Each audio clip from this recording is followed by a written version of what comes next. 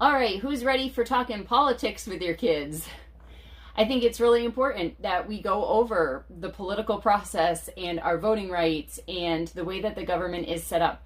You figure over the time you homeschool, you only have so many election cycles that you're going to be going through with your kids. So this is a great opportunity to start the conversation and start the vocabulary and helping them understand that this is part of life.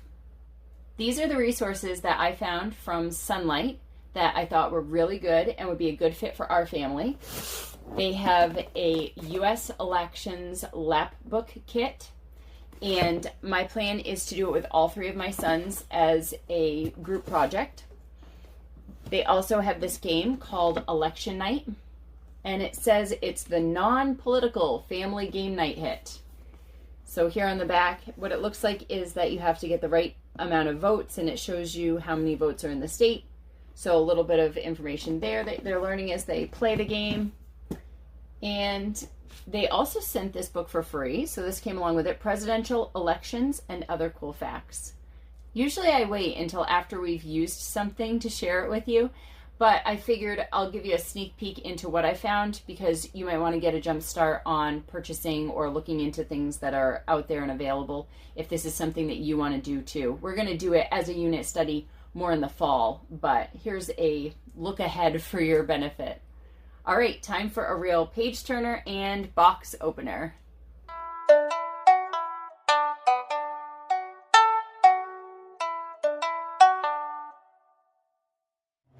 Let's take a look inside our election unit study resources. And I also came across a couple other ones while I was setting up that I had forgotten about. A free resource that we'll get into, and then this little booklet here too. Let's start with the Lapbook Kit. This came from Sonlight, and it was a little bit shy of $60. It includes all the things that you would need to make the lapbook, including glitter, which I'm not sure about. We'll see. That's usually against my rules. Here are the instructions. Very straightforward. These are the topics that the Lapbook covers. And it includes a little booklet that you will end up making that's an elections booklet and a pocket for that. And it will tell you on each page and each part of the kit what part of that election booklet you're going to read. Now at the end it does show what the whole lapbook will look like when it's completed. Lots of information and topics. So my plan is to do this with all three of my sons. They are 6, 8, and 9, and we'll do it all together as a group project. These are all the papers that go with it. And then it also includes the lapbook itself. So there's really not a lot of prep for me, which I appreciate. All the pages are in here and all folded together, ready to go. This book they sent free along with my order, Presidential Elections and Other Cool Facts. Here are the contents for this book. And here is a look inside. So it does have these bubbles that will tell little extra information. And I believe it goes all the way up through Obama. Yes.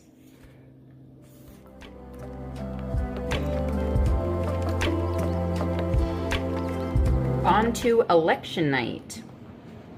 This game was also purchased through Sonlight, and it was around $40. It has 2 ways to play. One way is with addition, and the other is with multiplication. And you will use these dry erase markers to fill in the board as you're playing, so then you can erase it and replay later. It does come with these strategy cards, which are more for the multiplication version, but you can use them with the addition version too, they said, and then the dice that you roll. So it seems pretty straightforward. We haven't played it yet, but you roll the dice, add them up in any combination that you want. Once you've added them, you'll take that total number, and that's how you'll select the states that you get to choose from. So in their example, they rolled an 11, which over here you can see 11. Then you would choose from any of these states and go over and fill it in. So in their example, they chose Washington, and then they colored in one section of the Washington state votes. Once all of the parts are colored in, or if there's just one part for that state, then you've won the state. So then you would color that state star your color, and you would add those votes down here at the bottom on your side. So it's for either 2 players or a teams. Similar concept with the multiplication, except for you're multiplying them. The multiplication board is just on the back side. So that's really simple. And the last 2 resources that I just pulled right out is Honest Abe's Guide to Presidential Elections. This is a tiny book, but it looks like great information, and I like reading from different perspectives. I think that helps because you never know what part is going to stand out for your kid. This one definitely has lots of graphics and pictures in it and little fun facts. So I think that's going to be a fun read. Last but not least, well, unless you're talking about cost, is this free printable from Sonlight, A Guide to Elections in the United States. Here are the table of contents, the things that they cover in this. There are 10 chapters, as well as an appendix. It includes all kinds of little information. They've got mapping things in here. They've got writing prompts that they do. This looks like it's probably geared for an older age than my kiddos, but I still will look through it and pull out parts for us to use. Like here, pretend you're creating a new country. You will be the ruler. Answer the questions below. An interesting exercise like that they do have throughout it. So this is a great resource, and you can't beat free. Well, I hope you enjoyed this look at what we're using for our unit study. And remember that real life is messy and beautiful, and better with books. They have, whoops, a baby. They have, after we've used something, well, there it goes again.